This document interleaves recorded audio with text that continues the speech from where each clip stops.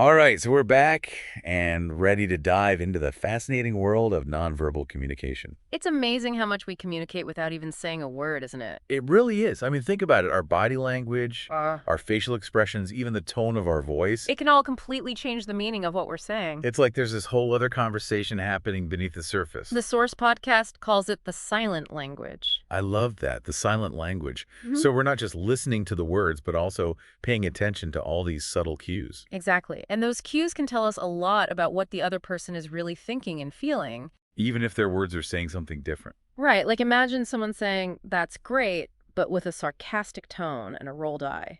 Yet they don't really mean it. Their nonverbal communication is contradicting their words. It's so important to be aware of these discrepancies.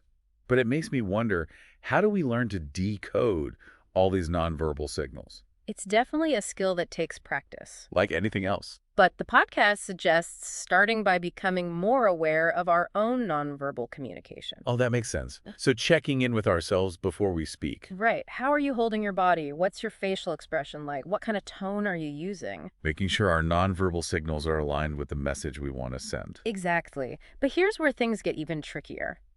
Nonverbal communication isn't universal. Oh, right, of course.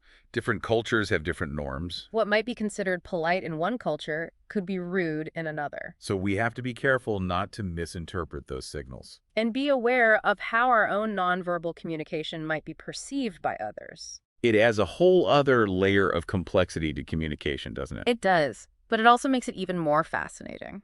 This deep dive has been such an incredible journey. We've covered so much ground, From simple conversation starters to the power of open-ended questions. from active listening to the science behind language learning. And now we've explored the fascinating world of nonverbal communication, And it all comes back to this idea of connection, of understanding and being understood. of building relationships and bridging cultural divides. And all of this through this simple act of conversation. So keep practicing those conversation starters. Embrace those open-ended questions. Listen attentively, not just to the words, but to the silent language too. And most importantly, approach every conversation as an opportunity for connection, for learning, for growth. Because you never know what amazing discoveries you might make along the way. That's a great way to put it. Well, that's all the time we have for today's deep dive. We hope you've enjoyed the journey and feel inspired to put these tips into practice. And who knows, maybe you'll become a conversational rock star in no time.